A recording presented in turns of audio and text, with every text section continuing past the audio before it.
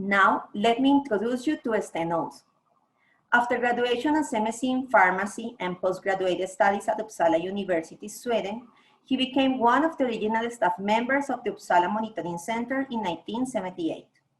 At Uppsala Monitoring Center, he held many posts, most of them related to capacity building and competence development for national pharmacovigilance systems globally within the expanding WHO program for international drug monitoring. He worked in close collaboration with departments for medicine and vaccine safety at WHO headquarters and made many consultancy visits in countries. He managed the Uppsala Monitoring Center International Pharmacovigilance Training courses from 1993 to 2009 and have contributed to pharmacovigilance training courses in 65 countries in 5 continents. He was the editor of the Uppsala Reports newsletter from 1996 to 2015, scientific coordinator of the European Union-funded Monitoring Medicines Project in an 11-member consortium from 2009 to 2013, member of the WHO Global Vaccine Safety Initiative Strategic Priority Group, and guest professor at China FDA Institute of Executive Development from 2012 to 2015. He is an honorary faculty member, GSS College of Pharmacy, Missouri, India, from 2014. He served as president of the International Society of Pharmacovigilance, ISOP, from 2016 to 2019. And in 2019, he was appointed member of the WHO Expert Advisory Panel on Medicine Safety. Sten will present his conference entitled Patient Involvement in the Development and Safe Use of Medicines, CIOMS XI Project. We invite you to actively participate during this presentation. If you have any questions, please ask them in the chat on the left. We will be responding to as many as we can during the allotted time. The rest of the questions will be answered and published in our Q&A section within Patient Safety Day on our webpage, isoponline.org. Without further preamble, please give a warm welcome to Sten. Thank you very much for that kind introduction, and welcome to this brief virtual presentation celebrating the 2020 World Patient Safety Day. I'm very happy that ISOP is taking this opportunity to celebrate that event, only the second year after it was decided by WHO. So I've been invited to talk about the CIOMS Working Group 11 on patient involvement in development and safe use of medicines.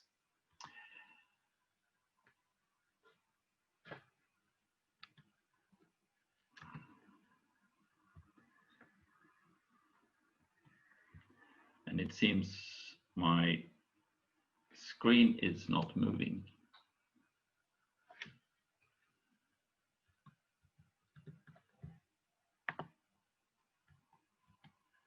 Okay, here we go. So this CIOMS, well, I should first mention the reason why this working group has been established. And it is because there has been a breakthrough in the recognition and understanding of the unique expertise and perspective gained by persons living with serious disease. And this has happened because of increased activism from patient organizations and an appreciation from stakeholders of the value of patient satisfactions with new therapies. And patients are capable of assessing how well treatment works and the tolerability of side effects and treatment burdens. If you don't know what CIOMS is or what it does, it means the Council of International Organization of Medical Sciences, and I give you here the website. CIOMS has been involved in patient safety and pharmacovigilance for around 35 years. They have done a lot for pharmacovigilance in development of different guidance documents. And with this working group 11, they have taken a new step. And the task of this working group is to develop criteria and guidelines on patient involvement in drug development, pharmacovigilance, and risk management, and to identify other areas where harmonized patient-centric approaches should be adopted. And the composition of the working group is that CIOMS invites representatives of patient organizations, regulatory agencies, pharmaceutical industry, and academia. And in total, about 60 persons have been engaged in different stages. There have been certain turnaround with some people who were engaged in the beginning. They have moved on and been replaced. ISOP was invited to be represented by one member with one deputy. And I was chosen to be the representative of ISOP. And initially, Brian Edwards, who was then in the ISOP advisory board, he was the deputy. And when he was replaced, Manal Yunus took over as our deputy in this working group. The working group started with the first face-to-face meeting in Geneva in April 2018. Geneva is in Switzerland. I hope you know that. Then 6 months later, there was a second face-to-face meeting in Berlin, October 23rd to 24th, followed by an open meeting in April 2019. And that open meeting, to that meeting, there were several people from patient organizations invited to learn about the activities and the intentions and the scope of the working group. So it was a big meeting that I unfortunately was unable to take part in, but then that open meeting was followed by the third meeting in May, 1st and 2nd of May in Geneva. And then there was a fourth meeting in Basel in Switzerland in October last year. And then came COVID-19, which has, in my view, had quite serious negative consequences for the process and the progress of the work of the working group. But we've had several virtual meetings since then. One in April, 1st of April, then 26th of June, and the third virtual meeting was just a few days ago, the 11th of September. And there is one meeting remaining. It was supposed to happen in Amsterdam the 20th to 21st of October, but now has been replaced and will be a virtual meeting as well. So that is the final meeting of the working group. And then remains the writing up of the final report. And that final report is expected to be published next year, 2021. There is an early draft available. I mean, the work is ongoing with the text, and it's this draft text that I have used for this progress report.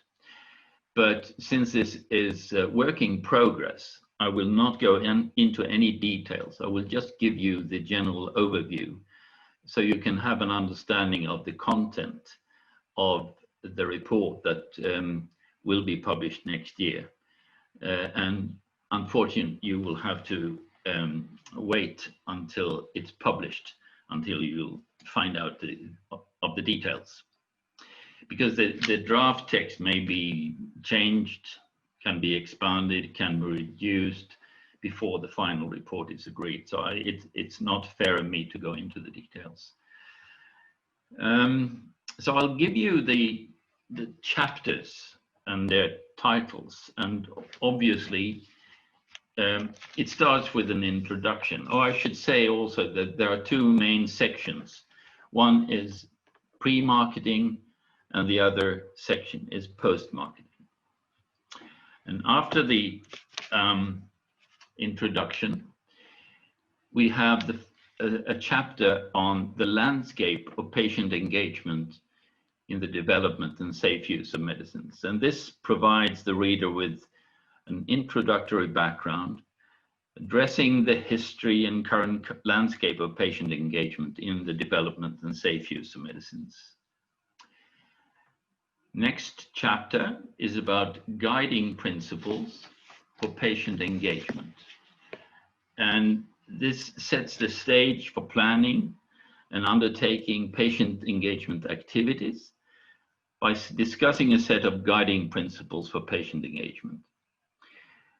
Within an intended audience, including sponsors, these guidelines are intended to ensure that the patient's input produces meaningful value, is independent, is considered unbiased and credible, and is obtained through effective engagement processes that are also clear and non-burdensome. Then we have chapter 4. And the title is Patient Involvement in Advancing Treatments for Their Disease. And this chapter discusses opportunities for patient involvement throughout drug development, beginning at the earliest stages, identifying unmet needs and potential targets through preclinical and clinical development. This includes an overview of the sponsor activities to be conducted at each stage that can better be informed with patient perspective, as well as the challenges that need to be addressed. This chapter also addresses how to engage patients in key activities, including both direct and indirect approaches that might be used throughout the drug life cycle.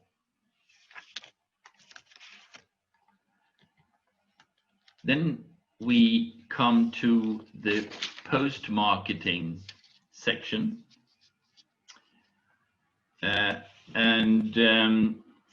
Chapter 5 moves the discussion to post-marketing opportunities and considers patient involvement in patient product labeling. This chapter provides helpful background on the current available sources of drug benefit information for patients and efforts underway to improve the quality of patient labeling. It also provides a set of recommended principles for patient engagement in the development of patient labeling. Chapter 6, opportunities for patient involvement in additional risk minimization. This chapter addresses opportunities for patient involvement in additional risk minimization, setting the stage with a background discussion to describe risk minimization and regulatory aspects across the 3 founding ICH regions of EU, United States, and Japan. Chapter 6 then describes opportunities for patient involvement in the design, development, implementation, and evaluation of effectiveness of additional risk minimization measures. Then we come to chapter 7. The title is Guiding Principles for Patient Engagement in the Development and Use of Safety and Effectiveness Data. And this chapter considers principles for patient engagement in the collection of a wide variety of data sources that may be developed or utilized post-approval. These sources include, but are not limited to, drug adverse event data, sponsor-conducted post-approval studies, various types of registries, patient preference studies, patient surveys, focus groups, internet posts, social media, as well as others. The discussion includes factors affecting patient engagement and issues related to patient consent, patient data protection, data quality, data sharing agreements, and rules of engagement. There are 14 subsections and an annex in this chapter. Then we have chapter 8, patient involvement in developing time-bound safety communications regarding medicinal products. And this chapter addresses patient involvement in the development of urgent safety communications related to medicinal products. And the chapter begins by defining the scope of urgent time-bound communications that are the focus of discussion, and then describes various ways in which patients can be engaged and involved in the development of these communications, providing examples in the context of emerging issues in clinical trials, in the context of marketed products, and related to generic drug products. We then move to chapter 9, which is, to me, a much needed chapter, which was added after some time. Challenges and opportunities for patient involvement in resource-limited settings. And the chapter considers the opportunities and challenges for patient involvement in resource-limited settings, describing the host of challenges facing patients in these countries that also affect their ability to engage or be engaged. This chapter also describes ongoing initiatives in resource-limited settings and provides recommendations for improving patient involvement in these settings. Then, chapter 10. It's the concluding chapter, and this volume has a discussion of guiding principles for patient participation in clinical practice guideline development. This includes an overview of clinical practice guideline definitions, a description of various strategies for patient and public stakeholders' involvement in the guideline work, and opportunities for patient involvement and their successful recruitment to these efforts. It also addresses considerations related to training and supporting patients' involvement, managing conflict of interest, issues related to the value and impact of patient engagement in clinical guideline development. Then, in addition to these 10 chapters, there are 7 appendices, including quite an extensive glossary of terms that are explained, and a new statement on patient contribution to the development and safe use of medicines during the COVID-19 pandemic. And this statement, it's hoped that it can be published very soon in a medical journal. If that is not successful, you will be able to see it on the website of CIOMS. Since ISOP has been particularly involved in the work of Chapter 7, I wish to give you a more detailed content of that chapter, the guiding principles for patient engagement in the development and use and safety of effectiveness data.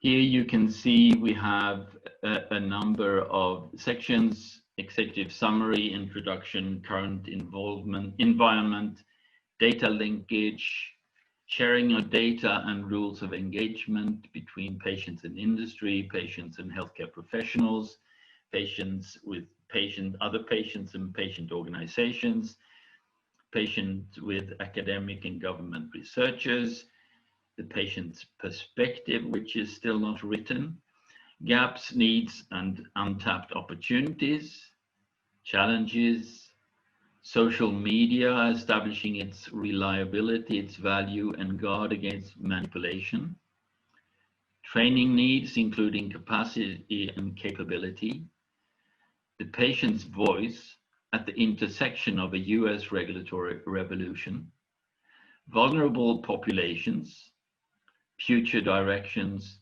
conclusions and recommendations, and then also appendices. Unfortunately, this chapter 7 is one of the chapters that is least mature at the moment, I'm sorry to say. Some chapters are very well developed and can soon be given to the editorial team for final editing, but this chapter needs still some work, and there is still time. I do feel that we have to polish it quite a bit. But that is actually all I'm able to tell you about the work of this working group at the moment. I can give you a few pictures taken from the meetings we had when we were still able to meet face to face. And in the upper right corner, you will see Lembit Rego, the Secretary General of CIOMS, welcoming us to the first meeting. So with that, I thank you very much for your attention. I should say, however, that you should take note of these links to ISOP social media. Of course, you want to follow us there. Thank you. Sten, thank you so much for your great presentation. We have some questions from our attendees. So our first question is, I would like to know if the call for patients who want to actively participate in these activities is only considering patient organization, or if other people can also participate. This is centrally decided who can be part of the working group. And personally, I have voiced my frustration because I feel that there has been very little representation from resource-limited countries. And I have also made the claim that there need to be many more examples in the text outside of what is the current situation in Europe, United States, and Japan. I think we need to take into account also the situation of all the patients we have in resource-limited settings, and that is why I'm so pleased that there was a decision to have a special chapter taking these concerns into account. But there are actually quite a limited number of patient representation in the group, I feel.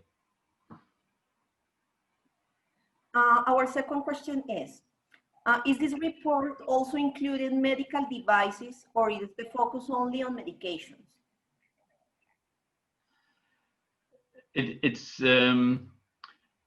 defined and identified as dealing with the medications and development of medicines.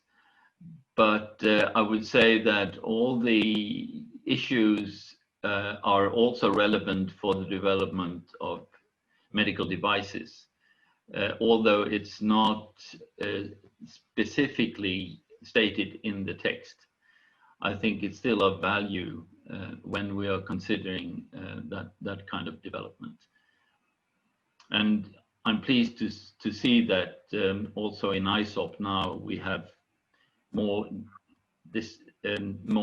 discussions and more sessions around medical devices, because they are becoming more and more important, and many of the devices also have integrated medicines with them.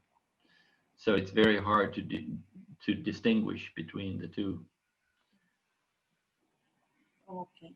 Our third question is, what strategies have you identified to include vulnerable populations, such as children, pregnant women, among others, in these activities?